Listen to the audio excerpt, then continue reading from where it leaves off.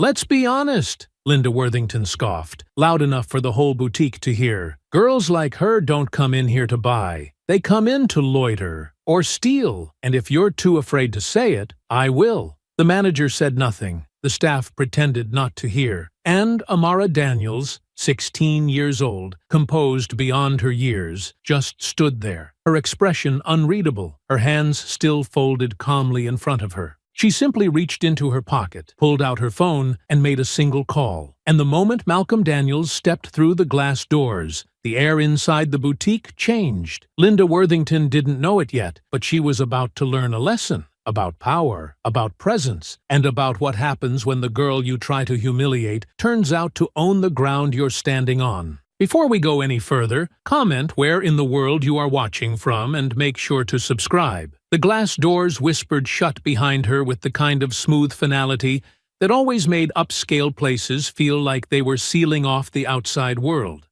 Like once you crossed in, you were expected to act, walk, speak a certain way. The boutique was quiet, the air heavy with some faint floral perfume laced through the vents, and every inch of the room, from the velvet-trimmed racks to the gold-rimmed mirrors, radiated exclusivity in the way only places designed to intimidate could. Amara Daniels, 16, walked in like she'd been here 100 times before, even though she hadn't. She moved with that unteachable ease that made people stop and look.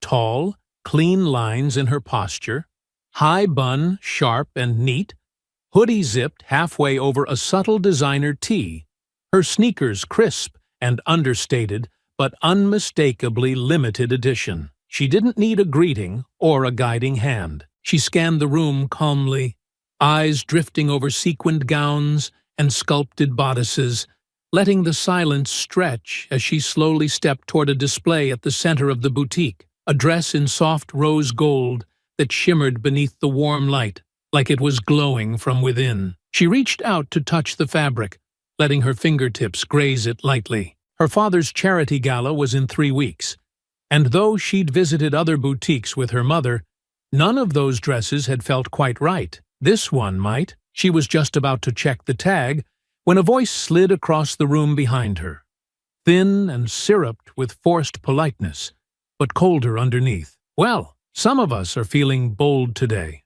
aren't we? Amara turned her head slightly, just enough to place the voice. A woman, white, maybe early 60s, stood nearby with a handbag tucked against one arm, draped in a lavender coat that practically screamed old money. Her makeup was precise, her posture rigid, and she wore the kind of smile that didn't touch the eyes. She hadn't come from behind the counter. She hadn't stepped out of the back. She was a customer, just another shopper. But the way she looked at Amara made it clear she saw herself as more than that. "I'm sorry," Amara asked, politely, though her voice carried no confusion. The woman took a slow step closer, eyes flicking over Amara's outfit, pausing just a moment too long on the hoodie and sneakers before settling on her face. "Just saying, some people walk in here like it's a clearance sale at the mall. No offense, of course." She smiled again, brittle and pointed. "But boutiques like this don't usually carry casual items." Amara didn't move. She didn't frown or flinch. She just looked at the woman for a long moment and then turned back toward the gown without saying a word. She'd learned that silence could be louder than anything when it was used right. But the woman didn't stop. "Oh, don't get me wrong, dear. I'm all for ambition, dreaming big. But maybe be mindful of how you handle the merchandise. Some of these dresses cost more than your rent, I'd imagine." From behind the counter, the boutique manager, a white woman in her 30s named Carly, looked up from her tablet. Her eyes flicked between them, lips parting like she might say something, but she didn't.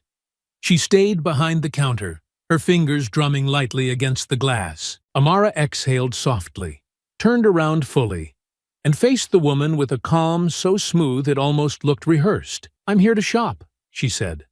"Not to explain myself." "Oh, I'm sure," the woman replied with a small chuckle, the kind people used to pretend they weren't saying what they were saying. "It's just, last week, Something went missing during a sale, and, well, it's easy to assume. Amara blinked. Assume what? That not everyone's here with good intentions, the woman said, voice tilting upward as though her words were innocent. And if something turns up missing again, well, we'd all be questioned, wouldn't we? It's happened before. Carly cleared her throat, barely audible. One of the other staff members, taller, younger, trying to fold a dress on the far side of the store, glanced over with wide eyes but didn't move. Amara stared at the woman, then at Carly, then back again. You think I came in here to steal? I didn't say that, the woman answered quickly, that syrupy tone slipping just a little, giving way to something sharper. I'm just saying it'd be better for everyone if you showed your bag now, just so there's no confusion. Best to clear things up early before it becomes a situation. The air in the boutique grew heavier. Amara didn't raise her voice. She didn't ask for help. She reached calmly into her hoodie pocket, pulled out her phone, unlocked it with her thumb, and scrolled to the top contact. Her finger hovered for only a moment before she tapped the screen. When the call connected, she raised the phone to her ear and spoke, her voice smooth and steady. Hey, she said. You need to come down here. It's one of those situations again. She lowered the phone and met the woman's eyes, her expression unreadable. And just like that, the boutique froze. The call ended, but Amara didn't move. She slid the phone back into her pocket with the same quiet grace she'd carried since stepping into the boutique, then turned her full attention to the woman standing inches away, her expression no longer cold, but glacial. The kind of stare that didn't flinch, didn't falter, and didn't ask permission to exist. You need to step back, Amara said, her voice low and exact. Now. For a heartbeat, the woman, still clinging to her smugness like a shawl, held her ground. But something in Amara's tone, in the way she didn't look away, didn't raise her voice or retreat, struck a nerve that words couldn't protect. The woman narrowed her eyes, her face tightening around the corners of her mouth as she slowly stepped back, but not far, just enough to obey, without conceding. I was only trying to help, she muttered, but the words sounded weak now, unsure of themselves, more defense than conviction. Amara said nothing in return. She'd already spent too much breath on people who expected her to earn her place in rooms they walked into without a second thought. Instead, she turned back to the display, her fingers gliding once again over the fabric that had first caught her eye. No tension in her shoulders, no flinch in her spine, just a calm, deliberate presence that made it clear she wasn't going anywhere. Across the boutique, Carly still hadn't moved from behind the register. Her posture was rigid, eyes glued to the tablet she was no longer pretending to read. And though her lips had parted once or twice, maybe to say something, maybe just to breathe, she said nothing. The other associate hovered by the far wall, dress still folded in her hands, watching with the kind of frozen guilt that only came from knowing exactly what was happening, but not being willing to step into it. The silence in the room had changed. Before, it had been the hush of luxury, of curated playlists and whispered consultations. Now it was sharp, humming with tension, the kind that settled into the bones and made every movement feel louder than it should. Amara reached for a second gown, emerald green this time, with a sweeping neckline and subtle beadwork. She held it up against herself in the mirror and tilted her head slightly, considering. Behind her, the woman had retreated to a spot near one of the lounging chairs, but her gaze had not moved. She stood there stiffly, arms crossed, her expression a blend of indignation and disbelief, as though she were trying to will Amara out of the space through sheer force of disapproval. Her mouth twitched every so often, lips pressing into thinner and thinner lines. But she said nothing. For now, Amara continued shopping, letting her hand move from one dress to another, each motion unhurried, each step taken with the deliberate poise of someone who knew exactly how much space she was entitled to. She moved deeper into the boutique, exploring racks with lace detailing and velvet skirts, holding one up to the light just long enough to watch it shimmer before placing it back gently. Her body language said everything. This was not a girl shrinking, not a girl begging to be allowed, but a girl who had already decided she belonged. It was only when she circled back toward the original display that she felt the woman's eyes still burning into her like twin spotlights, no longer subtle, no longer even pretending to be polite. The stare was open now, hostile, filled with that familiar cocktail of entitlement and outrage that bloomed when power slipped just out of reach. This was no longer about suspicion. It was about the unbearable truth that her accusations hadn't worked, that the girl hadn't been embarrassed into leaving, that she hadn't cried or raised her voice, or even looked particularly rattled. She had simply remained. The boutique doors hadn't opened since the call. No one else had come in or left. The staff still hovered in limbo, caught between the desire to de-escalate and the fear of offending a regular customer. Carly glanced toward the front of the store again, and this time her throat moved visibly as she swallowed. Amara didn't look at her.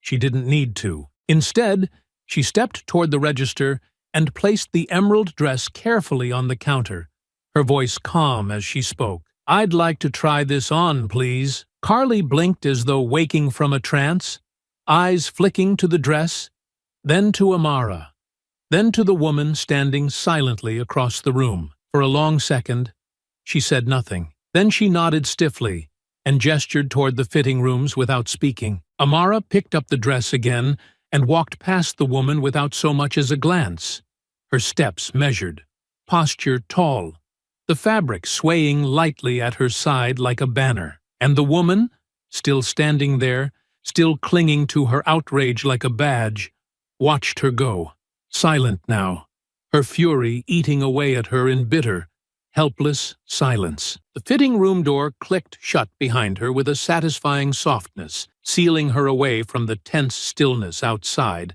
if only for a few minutes. Inside, the lighting was gentle, the walls lined with soft ivory fabric and gold-framed mirrors that curved slightly at the edges to create the illusion of endless space. Amara stood in front of the largest one, holding the emerald dress by its hanger, the fabric folding delicately over her forearm like ivy. She took a moment, breathing slowly, as her fingers worked the zipper at the back, peeling off her hoodie and jeans with the quiet efficiency of someone trained to be composed, even when fury pulsed just beneath the surface.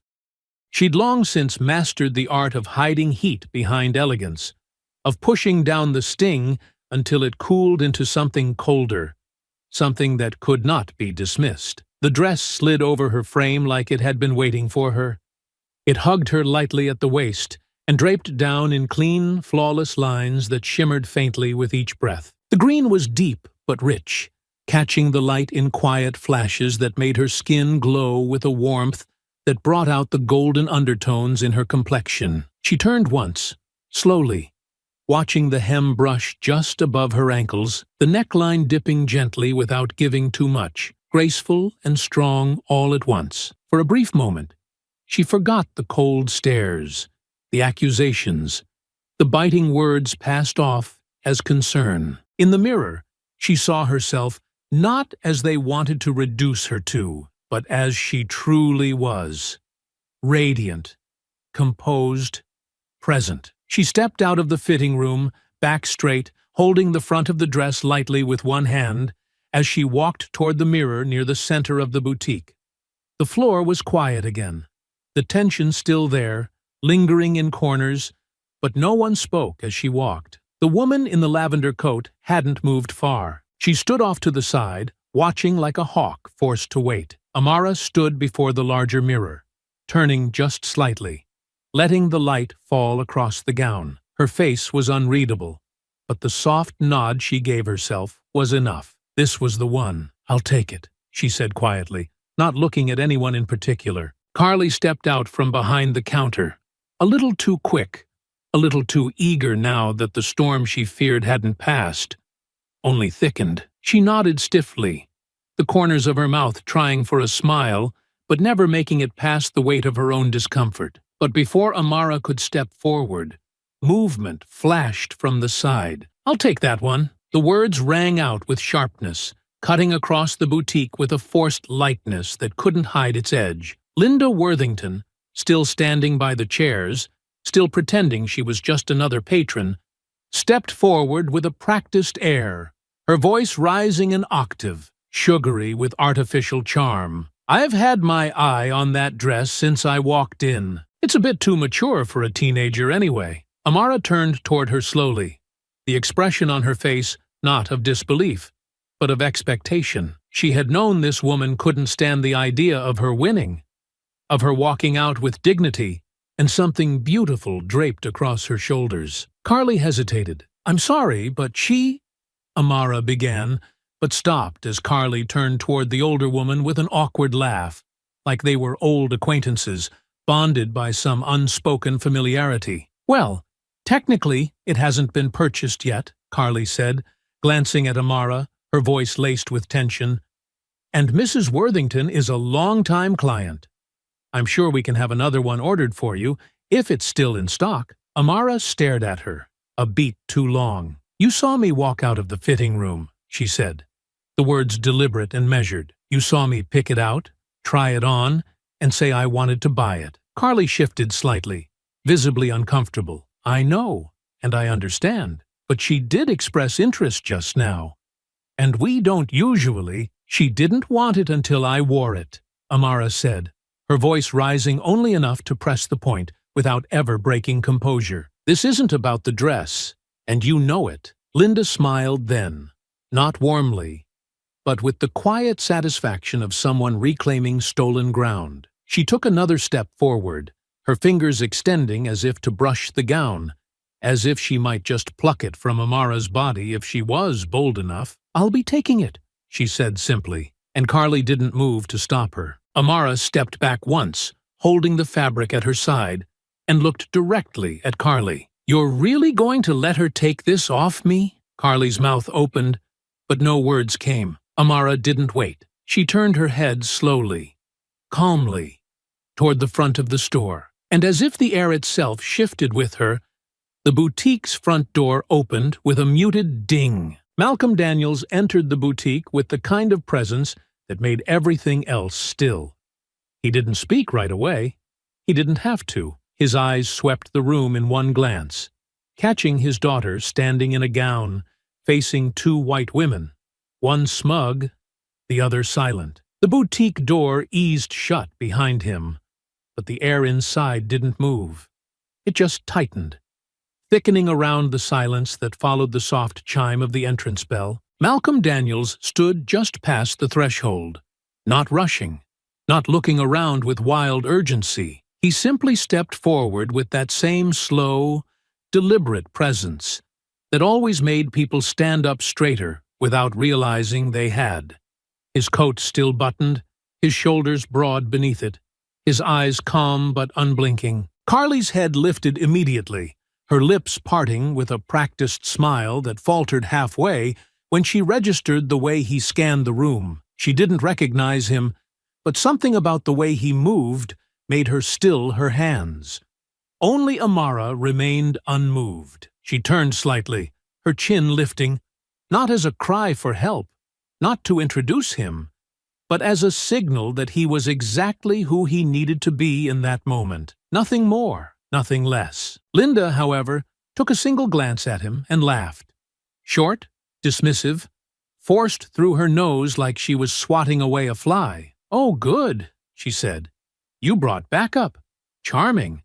But unless he's here to carry your bag or pay for the dress, I'm not sure why we're entertaining guests." Malcolm's eyes moved past her without pause.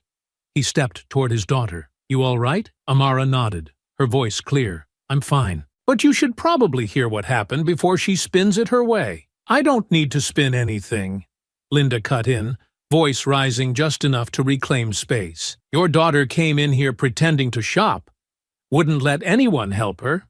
And then, when I, quite reasonably, suggested caution, she made a scene. Then she tried to claim a dress she hadn't paid for just because she tried it on. I've been shopping here longer than she's been alive. Malcolm tilted his head, but he didn't look at Linda. He looked at Amara. Start from the beginning, he said. Amara didn't hesitate. She didn't rush, either. Her tone didn't waver. I walked in. I looked at the dresses. No one welcomed me, but I didn't care. I wasn't here for small talk. She, Amara gestured toward Linda, started following me, hovering, making comments about prices and how people should be careful with the merchandise. I ignored it. Linda scoffed, but Amara continued without glancing at her. Then she accused me, without evidence, of stealing, told the manager to check my bag. Carly didn't do it, but she told me I should probably leave to avoid confusion. I told her I wasn't going anywhere, and called you. Malcolm nodded once, still quiet. I saw this dress, tried it on, came out, and said I wanted to buy it. Amara went on, her voice sharpening now, but not rising. Then Linda over there tried to snatch it, claimed she wanted it first and told Carly to give it to her instead. She didn't even ask for it until Amara had it on. The younger sales associate murmured from across the boutique, almost too soft to hear, but no one acknowledged it. Linda stepped forward with a brittle smile. Is this really the direction we're going? Having Daddy come in and fight your little battles? I was giving her a lesson in manners.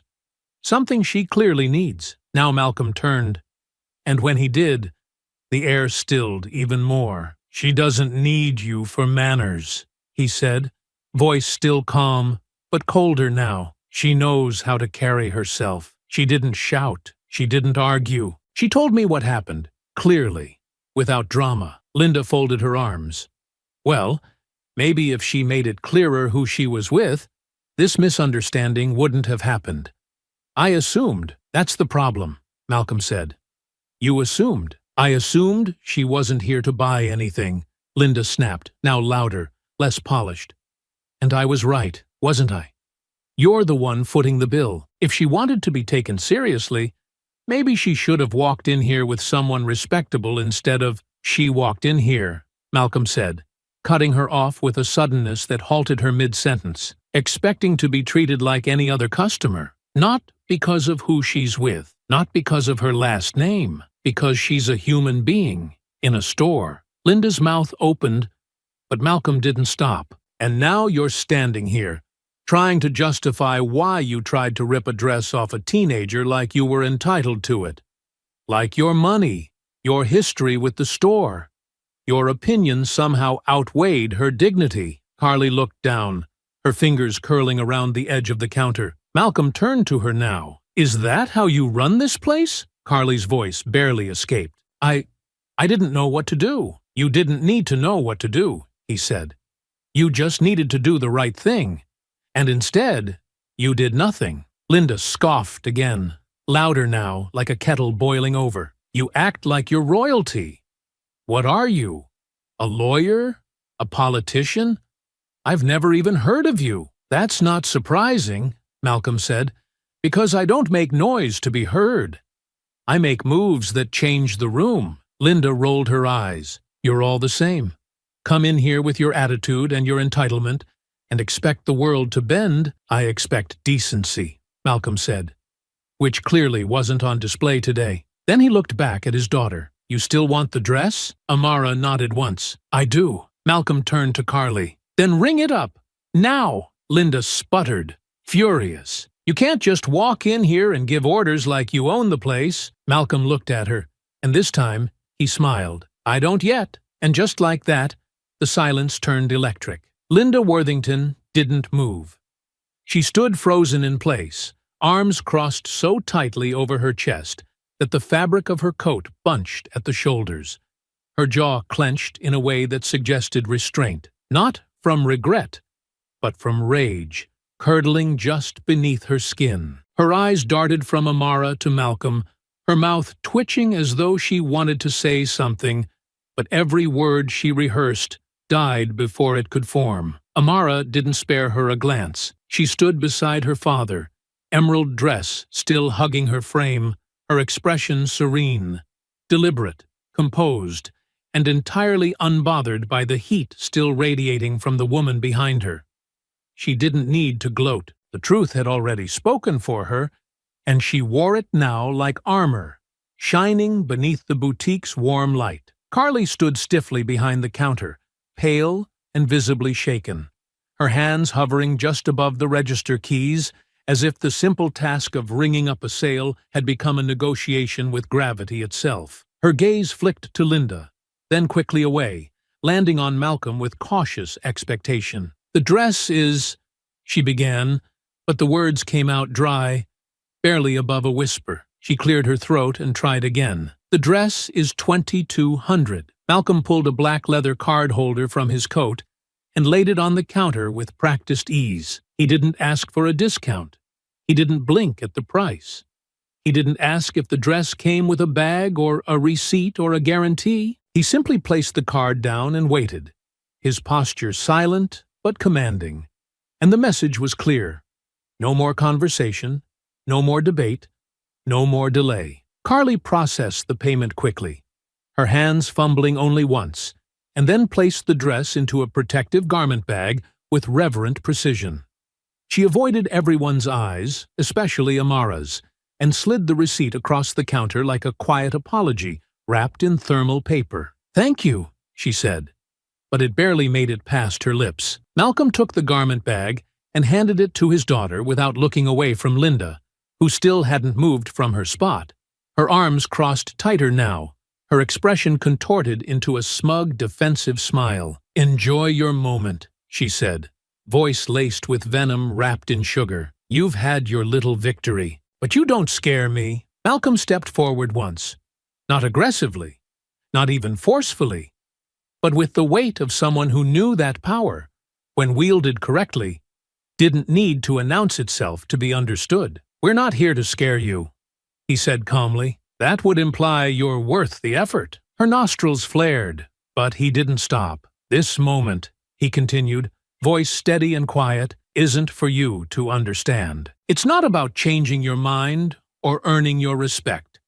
People like you believe they're untouchable, that the world belongs to them, and everyone else needs permission just to breathe beside them. And you're wrong, but you're too far gone to see it." Linda's smile widened, but it had lost its edges. It sat on her face like something desperate trying to pretend it still had control. "You've had your little performance," she said, each word laced with mockery. "You can go now. I'm sure the story will play wonderfully online if that's what this was all about. But me, I'll still be here next week. Still shopping. Still welcome. Nothing changes." Amara tilted her head, her voice soft but cutting. "You really think that?" Linda's smirk didn't falter. "I know it." Malcolm leaned forward just slightly, his tone still conversational. "This isn't the last time you'll see us." She narrowed her eyes. "Is that a threat?" "No," he said. "That's a promise." Linda turned away then, dismissively, with the kind of exaggerated exhale meant to show disinterest.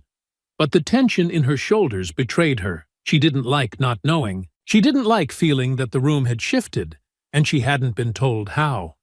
She didn't like being looked at the way she had looked at others, like a problem politely waiting to be dealt with. Malcolm didn't watch her any longer. He turned toward his daughter and gently rested a hand on her back as they made their way toward the door. Amara walked ahead, head held high, the dress bag slung over her shoulder like a banner of grace wrapped in strength. Neither of them looked back. The boutique remained still as they passed through its heart, but the silence was no longer peaceful. It was thick with aftershocks, the echo of things broken beneath the surface, of rules rewritten without anyone needing to say them out loud. Carly didn't speak. The young sales associate who had watched everything unfold from the sidelines pressed her lips together as if holding in something she wished she'd had the courage to say earlier. The boutique door opened with a soft chime, and for a moment, all Linda could do was stand there, alone now,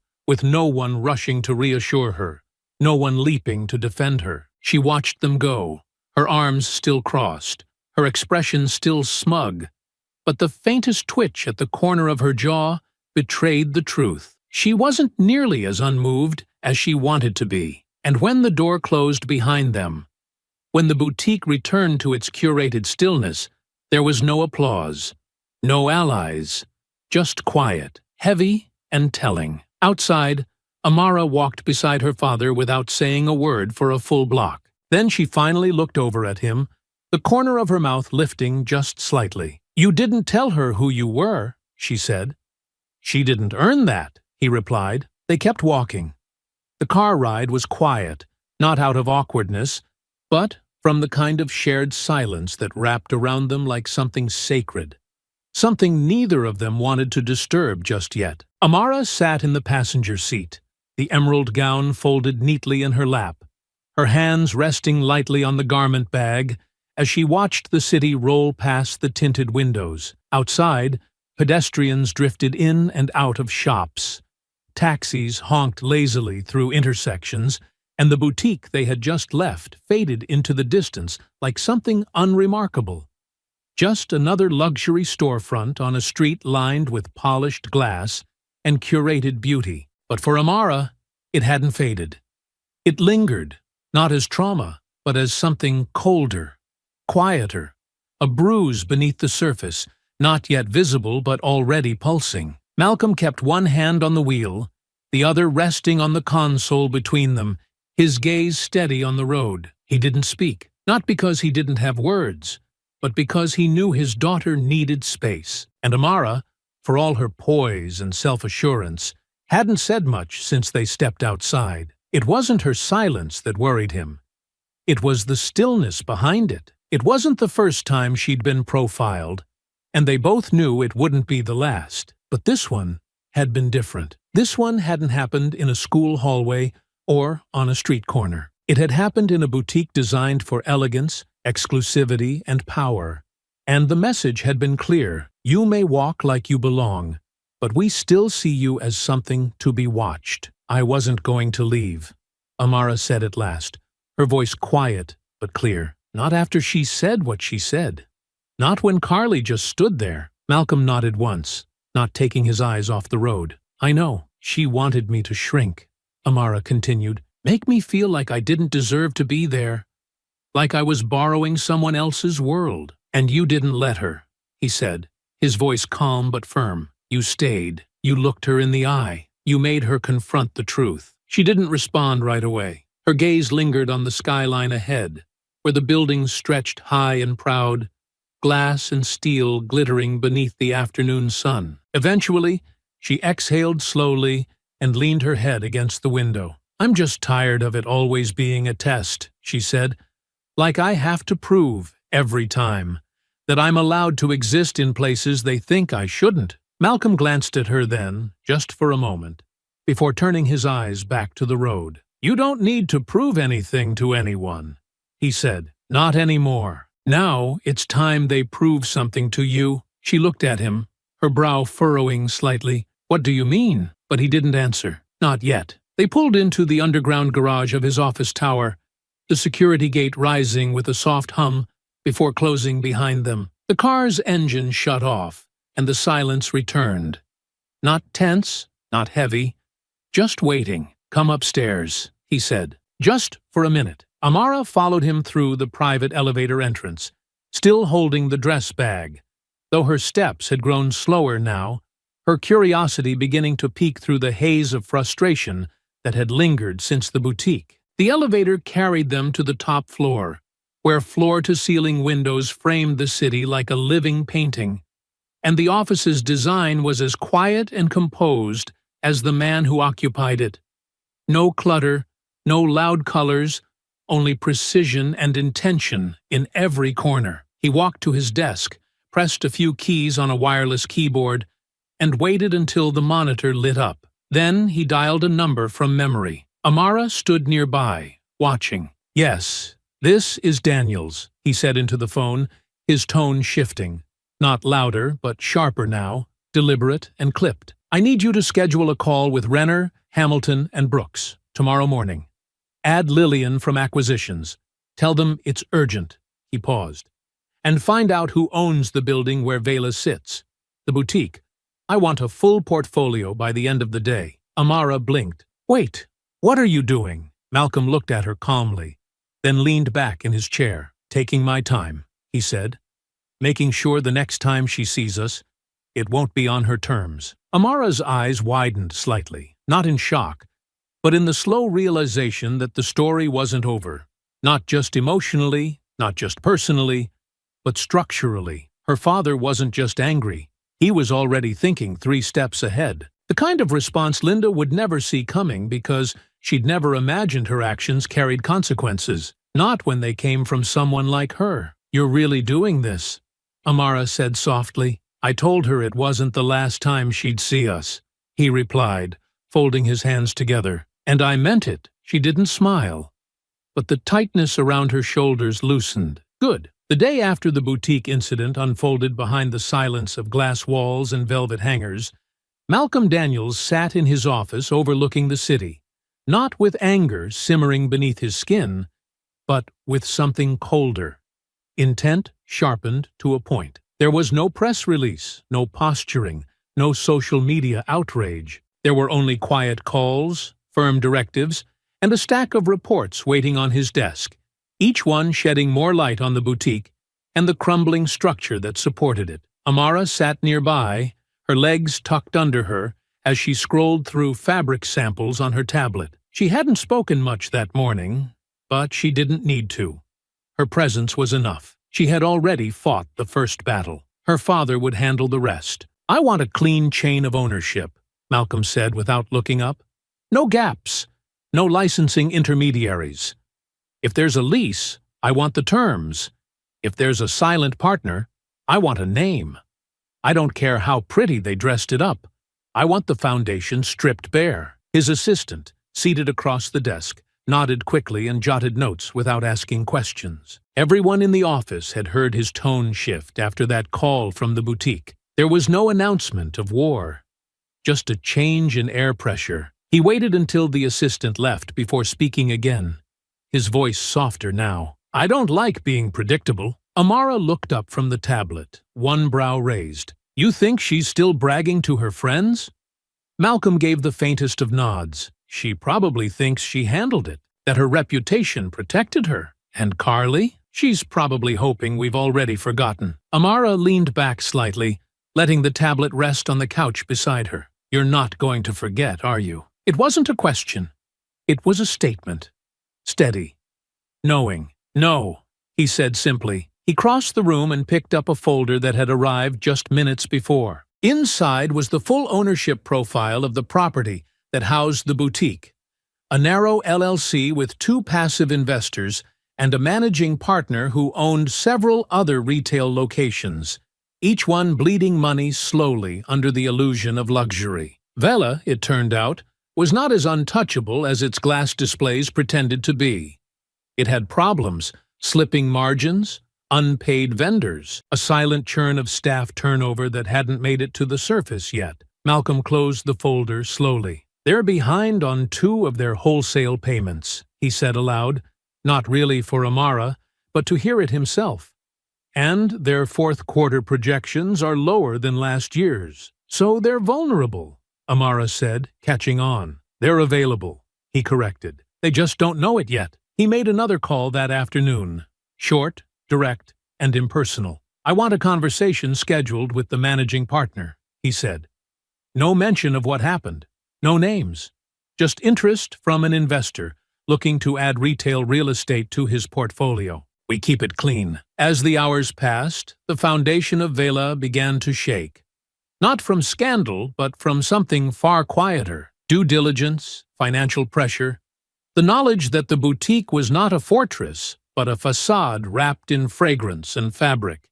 And beneath it all, cracks had already begun to show. Meanwhile, across the city, inside that same boutique where the world still smelled like rosewater and whispered judgment, Carly stood behind the counter and tried not to think about the man who had walked in like a storm in still air. She tried not to wonder why he hadn't yelled, why he hadn't threatened, why he'd simply paid for the dress and walked out after saying just enough to leave her nerves humming like wires stretched too tight. But she hadn't forgotten.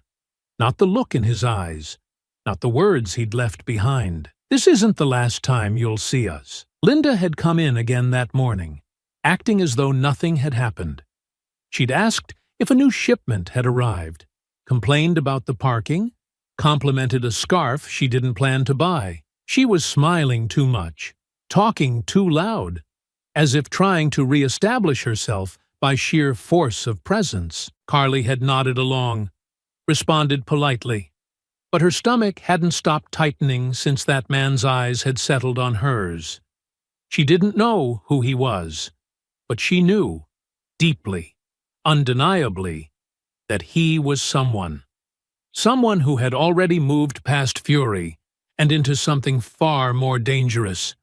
Resolution. And the worst part was, he hadn't said anything publicly, which meant whatever was coming, she wouldn't see it until it was already inside the walls. Back in his office, Malcolm sat with his sleeves rolled, the day winding down, but his mind already a week ahead. "I'm not going to fire them," he said suddenly. Amara looked up. "Who?" "The manager, the woman, anyone else involved. That would be too easy, too satisfying for them." She frowned, unsure. "So, what are you going to do?" "I'm going to change the locks," he said, "and then let them decide whether they still recognize the building when I'm done." Amara didn't speak. She only smiled faintly, letting the silence stretch between them as the city lights outside flickered on one by one. The deal closed on a Thursday morning, quiet and clean, in a private office overlooking the east end of the city. No one from the boutique was present. There were no champagne toasts, no ceremonial handshakes, no marketing rollouts or social announcements. Just a thin stack of paper, a silent wire transfer, and the final flourish of Malcolm Daniels's signature sliding across a dotted line that ended with him owning the space that once refused to see his daughter. He didn't rush. He never did. He read every clause, every footnote, every coded piece of language designed to favor the old owners. He removed them. The managing partner had hesitated only once, when the offer was placed in front of him, higher than expected, but paired with a firm expiration. "You're moving fast," the man had said. "I'm moving precisely," Malcolm replied. And that had been the end of it. By noon, he was walking the boutique floor, not as a customer, not as an outsider, but as the man who now owned the deed, the shelves, the registers, the air they breathed when they opened their mouths to speak. Still, he didn't wear it loudly. No announcements, no flashing name tags. He entered the space like he had the first time, quietly, dressed in slate gray, his steps steady, deliberate. No one recognized him immediately. They wouldn't. That was part of the design. Carly looked up from the register, saw him, and for a moment her eyes flickered. Not with full recognition, but with a shadow of memory that made her pause. He walked the floor slowly, glancing at displays, running a finger along the edge of a marble-topped table near the entrance. He stopped at the same rack Amara had approached the week before. The same rack Linda Worthington had circled like a predator, guarding territory she never owned. Carly cleared her throat. "Can I help you with something, sir?" He turned toward her, his expression unreadable, his eyes calm. "Actually," he said, "you can." She straightened slightly, tucking a strand of hair behind one ear. "Are you looking for something specific?" "I'm looking for the store manager," he said. "Carly, I believe." She froze, only for a second before nodding. "That's me." He nodded once, eyes steady. "You'll need to gather your team. I'd like a word. Office, please." She blinked. Sorry. Are you?" He didn't answer, not with words, only with a slight inclination of his head and a look that made the back of her neck stiffen. She turned without another question and disappeared behind the frosted glass partition, returning moments later with the other two employees trailing her. One still clutching a notepad, the other glancing between Malcolm and Carly like she sensed something unfolding but didn't yet understand the shape of it. They filed into the small back office, cramped and overly perfumed, with stacks of lookbooks and half-sorted paperwork along the walls. Malcolm entered last, closing the door gently behind him, sealing the room with a finality that felt like a shift in pressure. He remained standing. "I won't take much of your time," he began, his voice calm, deliberate, and low enough to force them to lean slightly forward to catch every word. As of this morning, Vela's property and operations fall under new ownership. Carly blinked. The other two looked at one another. "And you are?" she asked, her voice already beginning to hollow. "The new owner," he said. He let the silence stretch after that. Not to gloat, not to threaten, but simply to let them feel it.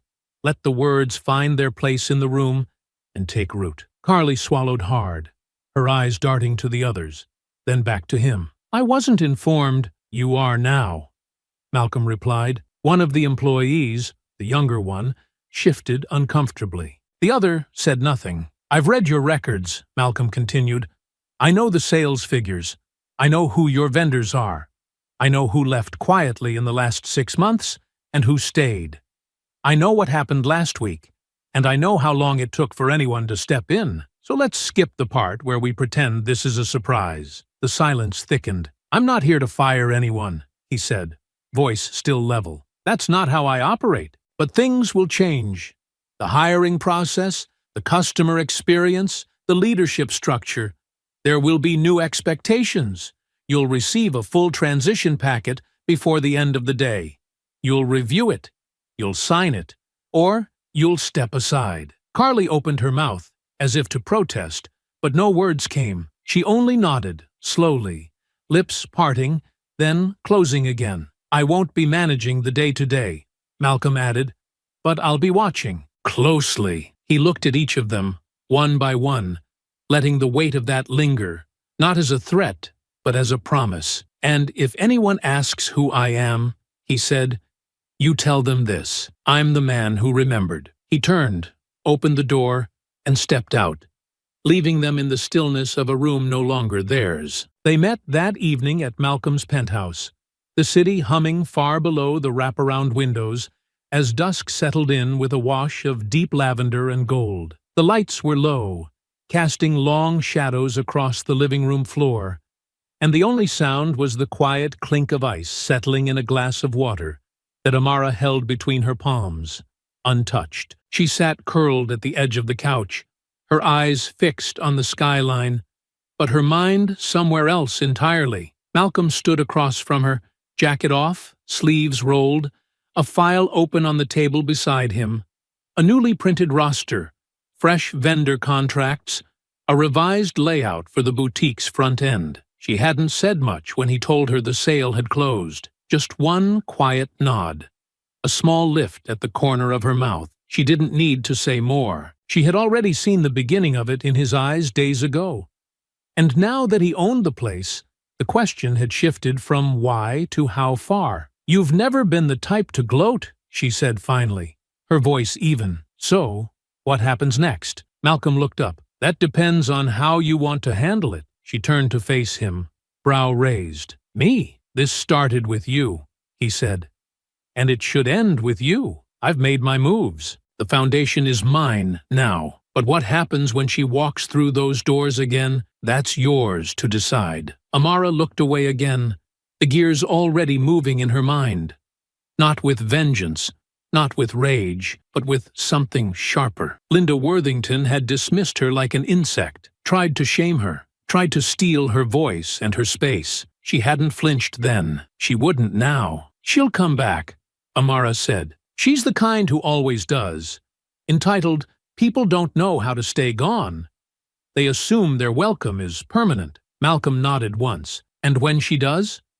Amara leaned back, letting the silence stretch before she answered. "She should see me first." His gaze sharpened slightly. "What do you have in mind?" "I want to be there," she said, "on the floor, working, polished, poised, unmistakable. I want her to walk in thinking everything's gone back to normal, her little kingdom untouched, and I want her to realize that I'm not just shopping this time. I am the store now." Malcolm didn't smile, but something in his posture softened. He sat down across from her, clasping his hands lightly together. "Then you'll be there. Part-time. Quiet at first. Let her arrogance carry her through the front door one more time. And then?" He paused. "Then you tell her she's no longer welcome." Amara looked down at the glass in her hands, then set it gently on the table. "Do you think she'll even recognize me at first?" She'll recognize the posture, he said, the confidence, and when she hears your voice, there won't be any doubt. Amara nodded slowly, her mind already weaving the moment together. Her, in sleek black, name tag pinned high, hair pulled back sharp, standing behind the front counter with the full authority of someone no longer asking for permission. The same mirror where she'd once held that emerald gown would reflect her now as part of the foundation, not just a visitor. Linda would walk in expecting a warm greeting, maybe even a new shipment of scarves waiting for her usual approval. And instead, she'd see Amara. She'd blink, she'd frown, she'd try to place her. And just when the recognition would settle across her face like sour wine, Amara would speak. "Mrs. Worthington, I'm afraid you've been banned from this location. Ownership decision. We reserve the right to refuse service." "She won't go quietly," Malcolm said. "I don't need her to," Amara replied. "I just need her to understand that she's not welcome anymore, and that she never was." He leaned back, watching her. There was no glee in her tone, no edge of revenge, only clarity, only purpose. "Do you want me there?" "No," she said. "I want her to think I'm the one holding the power, because I am." He nodded again. "You start next week," he said. "We'll keep your name off the paperwork. I've already made arrangements. You'll report directly to a new floor manager, someone vetted, someone who understands why you're there." Amara smiled then, slow and sure. "And the others? They'll adapt," he said. "Or they'll leave." She stood, crossed the room to where the city stretched below her like a living current, and placed one hand against the glass. "I'm not doing this to teach her a lesson," she said. "She won't learn. People like that never do." "I know. I'm doing it because she thinks she still owns the space," Amara continued, voice quiet. "And I want her to feel, if only once, what it means to be shut out." Malcolm stepped beside her, silent for a moment as he looked out at the streets below. "She won't forget it," he said. "I don't need her to." She turned then, calm and ready, a reflection of the same quiet resolve her father had carried through every boardroom battle and closed-door negotiation. But this wasn't his fight anymore. It was hers. The boutique carried a different weight now, one not seen in the marble floors or velvet-lined racks, but in the silence that followed Amara everywhere she walked. Customers smiled politely, staff moved a little more carefully, and Carly, who once stood behind the counter with the quiet confidence of routine, now avoided the front altogether during Amara's hours. There was no announcement, no explanation, but everyone understood that something beneath the surface had shifted. Amara arrived early each morning, her uniform crisp, her posture effortless. She greeted each guest without strain, moved with ease through the space, and always knew when to step forward and when to watch. She was the constant now, the center of a room that once tried to push her out.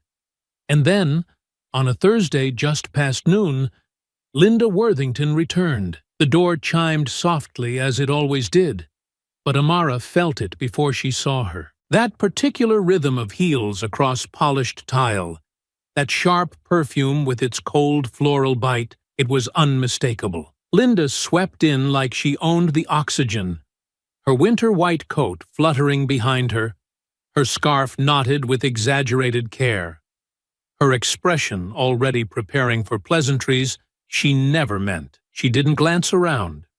She didn't hesitate. She walked straight toward the rear of the boutique, where a new selection of scarves hung in delicate silks and moody florals, and reached for one with a familiar, presumptive hand. That's when she saw her. Amara stood behind the counter, poised and composed, dressed in sharp black with her hair pulled into a clean, high knot. Her name tag glinted under the soft lights. Linda paused mid-reach, fingers frozen on a violet scarf, her eyes narrowing slightly as she turned her head. A beat passed. Then came the smile, tight-lipped, slow, smug, the kind of smile that said she recognized her and thought the moment belonged to her anyway. "Well," Linda said with false warmth, "isn't this something?" Amara didn't speak. she didn't need to. Her presence was the response. Linda stepped closer, her hands clasped before her like a gracious host preparing for a lecture. Working here now? I must admit, I'm a little surprised. Not quite what I imagined for someone so spirited. Still, Amara said nothing. Linda laughed softly, as though she'd made a clever joke. But I suppose it's character building.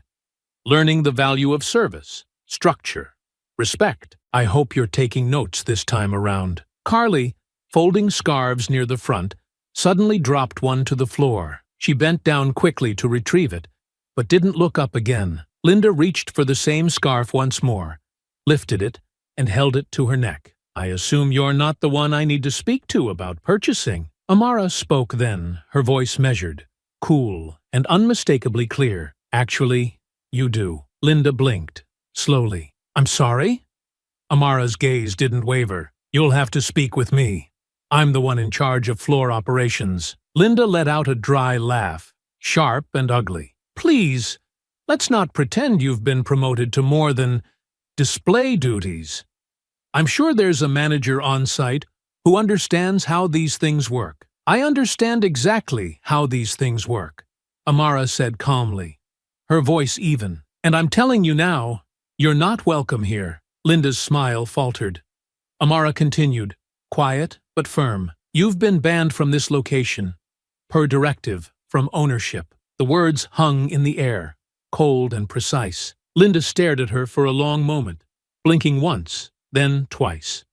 And when she finally spoke, the heat beneath her tone betrayed the calm smile she tried to wear. You can't be serious. I am. You're banning me? Yes. Linda's laugh came out louder now, her voice tinged with something between disbelief and outrage. This is ridiculous. Is this personal? Because if so, I'll be taking this up with the owner directly. I don't know what little story you've spun for yourself, but you don't have that kind of authority. Amara didn't blink. I have exactly that kind of authority. Linda stepped forward, too close now, her tone low but pointed. Let me be clear. I've been shopping here since you were still in diapers. I know this place. I know everyone here. You're a temporary fixture, a statement, a stunt. You'll disappear just as quickly as you arrived. Amara didn't move. And yet, I'm the one standing here, asking you to leave. Is this some kind of punishment? Linda snapped. For putting you in your place last time?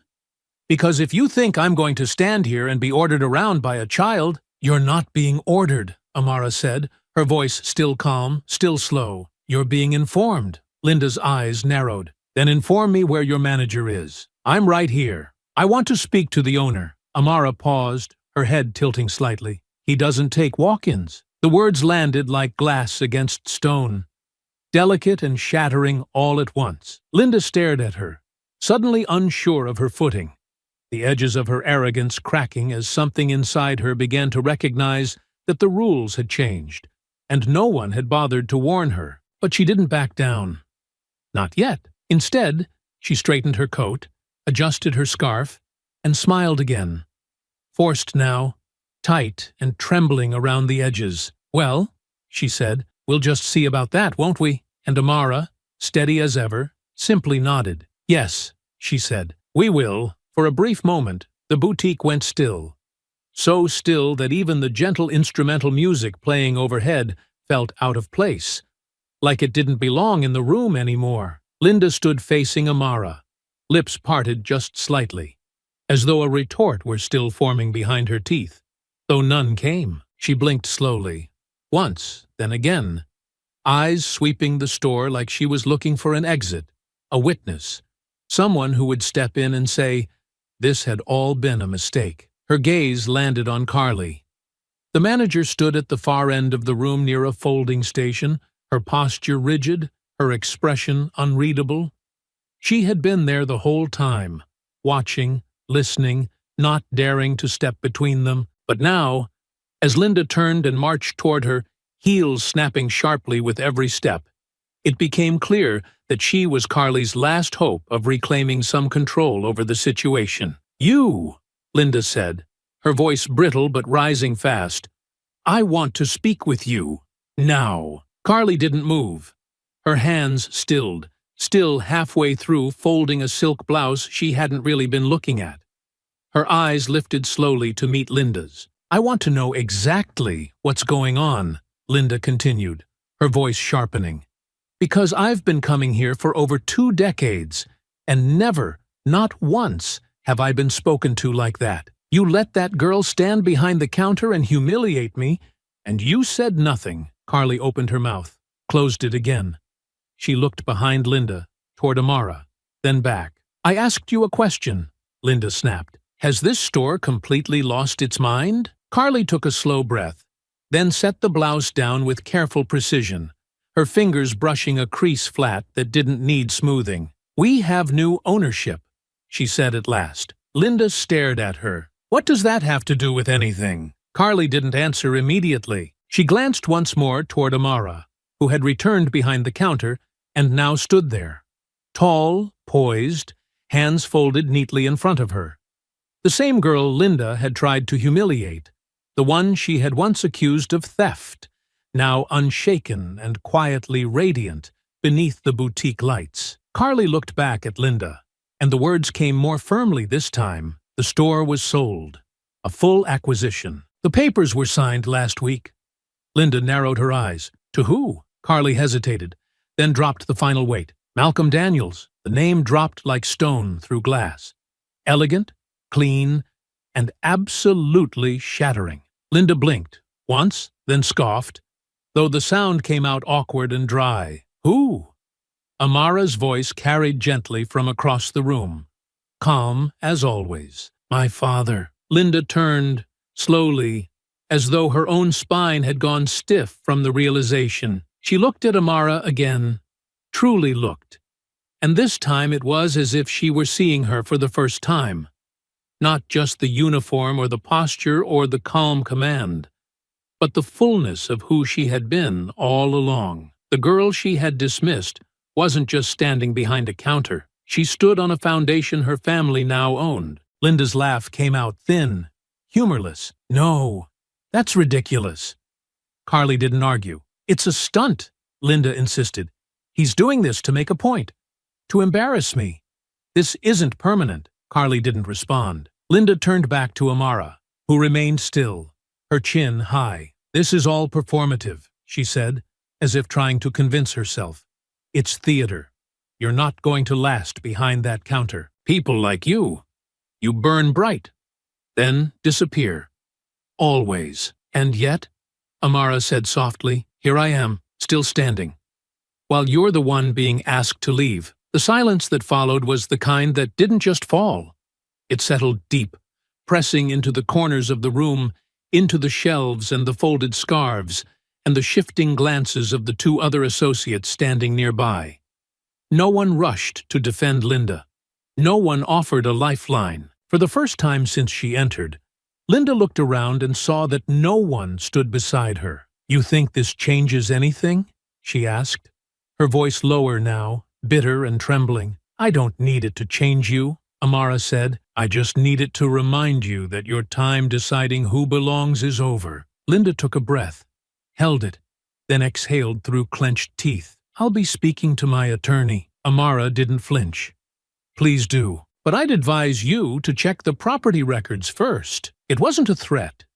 It was a courtesy. Linda stared at her for a moment longer, her face blank but her hands tight around the strap of her handbag. And then, finally, she turned. Not with grace, not with dignity, just sharp, uneven steps across the tile. Her heels no longer a declaration of power, but an echo, fading behind her. She didn't say goodbye, didn't slam the door. She simply walked out, and the boutique didn't feel empty without her. It felt cleaner. The door closed behind Linda with a soft click, a sound so quiet it almost didn't seem worthy of what it represented. But the silence that followed was not empty. It was thick with what had just unfolded, with the tension that had finally snapped, with the final collapse of a power structure no one had dared name until it was already broken. For a long moment, no one moved. Carly stood by the register, her fingers gently gripping the edge of the counter, her knuckles pale against the glass. Her eyes were distant, not fixed on anything in particular, but clearly seeing everything that had just passed through the room. Her eyes were distant, not fixed on anything in particular, but clearly seeing everything that had just passed through the room. She had been silent again, but this time there was no ambiguity in her posture, no illusion of control left to cling to. Amara remained behind the counter, her shoulders square, her gaze steady on the boutique floor as the soft hum of overhead music resumed, as if it hadn't just played through a reckoning. After a few long breaths, Carly slowly made her way over, her steps light but deliberate, her eyes never quite meeting Amara's until she reached the other side of the counter and stopped. "You handled that," Carly said at last, her voice low, tentative. "I don't think I've ever seen anyone hold the floor like that." Amara didn't smile. She didn't soften. She simply looked at Carly, her expression unreadable but not cold, just still, like the surface of deep water. "I've had practice," she said quietly. Carly nodded, her hands now folded in front of her, thumbs rubbing against one another as she searched for words. "I didn't know what to say," she added. "I mean, when it happened the first time, I froze." Amara didn't rush her response. She let Carly sit in the discomfort, in the silence that felt far heavier than any words would have. "I noticed," she said. Carly exhaled. "I didn't mean to choose a side. She was loud and insistent. And she's been a regular for years, and that made her right." The question wasn't sharp, but it landed like a bell rung in a quiet room. Carly looked down, shame flickering across her face. "No," she admitted. "It didn't." Amara leaned slightly against the counter now, not relaxing, but grounding herself in the space. "She wasn't the only one who made me feel small that day. You didn't raise your voice. You didn't make a scene. You just stood there. And that silence said everything she needed it to." Carly looked up, eyes shining faintly, but no tears falling. "I know. I've thought about it every day since. I've played it over in my head 100 times. What I should have said, how I should have handled it." Amara nodded once, slow and steady. "Then don't just think about it. Change it." "I want to," Carly said quickly. "I do. I want to be better. I know I don't get a clean slate, and I'm not asking for one, but I don't want to be the person who watches something like that happen and does nothing ever again." Amara studied her for a long moment, the silence between them stretching but not growing colder. It wasn't about revenge. It wasn't even about punishment anymore. It was about recognition, naming what happened and refusing to let it stay buried beneath good intentions. "I don't need you to prove anything to me," Amara said. "But if you're going to stay here, you need to understand what kind of place this has to become." "I do," Carly said. "I will." "No more neutrality," Amara said. "Not when it comes to who feels safe here. Not when people like her try to assert control. And not when people like me walk through the door." Carly nodded again, more firmly now. "You have my word." Amara tilted her head slightly. "Your word means nothing if it doesn't show up in the room with you." "I know," Carly said, "but I'm going to learn. You deserve that. The customers deserve that. The staff deserves that. And I do too." The words weren't perfect, but they were honest. And Amara, who had waited long enough to be seen fully, didn't give forgiveness in return. She gave direction. "We're rebuilding this space," she said. "Not just from the floor plan, from the inside out. The culture, the energy, the way people walk in and know they're not being measured before they speak." Carly gave a small, breathless laugh. "You sound like you're already running the place." Amara looked out across the boutique. The displays glimmered softly. The air was calm again, but no longer fragile. It felt intentional now, claimed. "I'm not running it," she said, "but I know what it should be." Carly smiled, tentative, not looking for approval, just relief at being given a path forward. "I'm listening," she said. "Then that's where we start." They stood together in the quiet, the floor beneath them now belonging not to old systems or stale loyalties, but to something newly rooted, not perfect, but possible. The office was quieter than usual when Amara stepped inside. The sun had dipped lower now, the skyline glowing in dusky gold as it stretched across the glass wall behind her father's desk. The soft ticking of the old brass clock echoed faintly in the background, and for a few seconds the room felt more like a sanctuary than a war room. Malcolm stood by the far window, hands clasped behind his back, his frame cast in silhouette. He didn't look at her when she entered, but he didn't need to. He always knew when she was near. "You handled it well," he said. She stepped further in, her heels tapping lightly against the hardwood as she made her way to the other side of the desk. "I didn't give her what she wanted. No. You gave her what she deserved." Amara's posture remained composed, though her arms crossed slowly in front of her, more out of thought than defense. She didn't sit. "She wasn't here for long. She said she's going to sue," she said, matter of fact, as if recounting the weather. "Said she'd speak to her attorney. Claimed the ban was personal retaliation and that she'd be taking it to court." Malcolm finally turned. His expression didn't shift, not even at the word sue. He crossed to the decanter near the corner and poured a glass of still water, his movements as fluid as ever, unhurried, as if the word itself had no real weight. "Of course she did," he said, placing the decanter down gently. "It's the last trick people like her know. Threaten, intimidate, pretend the system they abused is still designed to protect them. She said she'd been shopping there longer than I've been alive.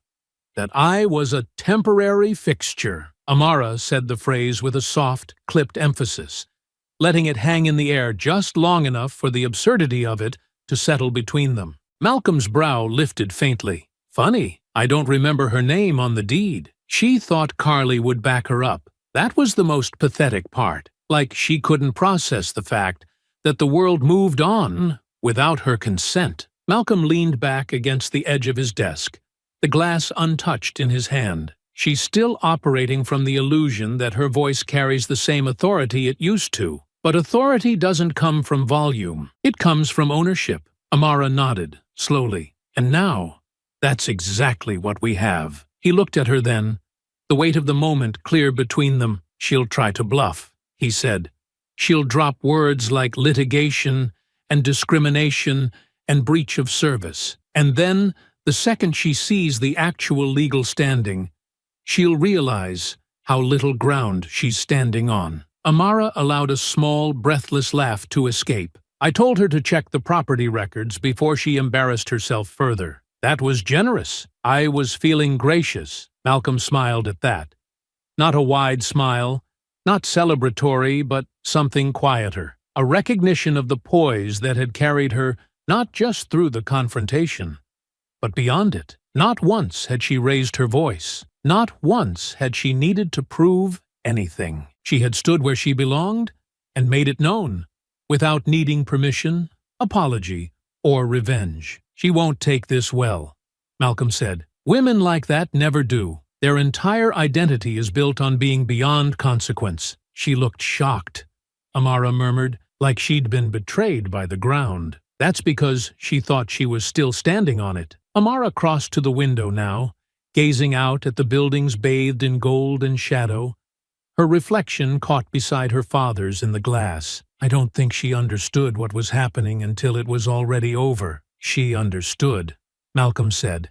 "She just didn't believe it." Another silence settled, but this one wasn't heavy. It was full, steady.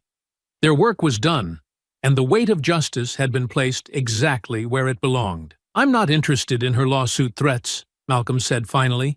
"She'll rattle her lawyers, toss out letters, posture in private emails.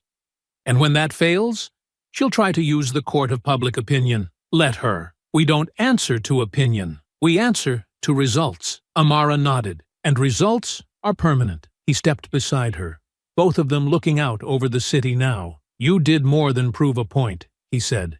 "You rewrote the entire dynamic. You didn't just return to that space. You redefined it. And you didn't need a title to do it. You did it because you refused to be moved." Amara didn't look at him. Her voice was soft. "She said people like me burn bright and disappear." He turned toward her. "No, people like you become the fire itself." They stood there for a long moment, the city alive beneath them, the boutique far behind them, but forever changed. Not by violence, not by spectacle, but by clarity, and by the unflinching steadiness of a girl who had once been told she didn't belong, and had now taken the keys to the door they tried to lock her out of. 2 weeks passed. The boutique had never been louder with color, yet quieter in tone. Not a single rack had changed position. Not a single wall had been repainted. But everything was different now. The silence inside no longer buzzed with discomfort. It hummed with calm certainty, like the kind that settles into a room after a storm has passed. Customers moved through the aisles with measured ease, brows lifting not because they felt unwelcome, but because they now noticed something they hadn't before. The staff didn't linger at the corners. They moved confidently, smiles real, eyes present. The nervous glances, the whispered hesitations, they were gone. Amara stood behind the counter that once represented the edge of her exclusion. Now it was hers. Not by title, but by presence. She didn't need to announce it. The floor belonged to her the moment she stepped into it. Rena stood beside her, scanning inventory for the next week's shipments, and gave a soft nod toward the front as 2 women entered. One was older, dressed in a simple wool coat, her hair natural and graying at the edges. The other looked no older than Amara herself, her eyes wide with quiet wonder as they took in the boutique's polished glow. Amara greeted them with a single glance and a small smile. "Welcome in," she said, her tone warm but composed. "Let me know if you'd like to try anything on." The older woman smiled. "We're just looking for something for her first formal," she said, gesturing to the girl beside her. "We weren't sure we'd find anything in our budget, but it's nice to walk into a place and not feel watched." Amara didn't need to ask what she meant. She understood, down to the bone. "You're in the right place," she said simply. The girl smiled back and walked toward the display racks, her mother following with careful, grateful steps. Rena watched them for a moment, then turned to Amara. "You changed this place," she said quietly. "Without a single renovation." Amara exhaled slowly. "I didn't need to change the walls. I just needed to remind them who they were meant to hold." Rena smiled, her tone light but reverent. "And now? Now it's doing what it always claimed to do. Just finally, honestly." A few hours later, after the boutique had emptied and the register drawer was closed, Amara stepped outside, coat tucked over her shoulders, the soft bite of evening wind brushing across her skin. The sky was low and moody, clouds stretching across the horizon like velvet, and the city lights flickered to life beneath it, slow and steady. Malcolm's car pulled up without a sound. He didn't get out. He never did. She slipped into the passenger seat and fastened her seatbelt, her movements unhurried. "She hasn't come back," he said without looking at her. "She won't." He nodded once, the faintest hint of satisfaction in the motion. "I got an email," he added, "a statement from her attorney. Thin, all posture, no case. They're walking it back." Amara leaned her head against the window, watching the storefront disappear behind them as the car pulled forward into traffic. She thought fear would make us fold. She thought entitlement was immunity. They rode in silence for a while. Not the kind that held distance, but the kind that let the weight of a chapter closing settle into the space between them. "I want to do something with the back office," Amara said at last. "Make it a space for interns.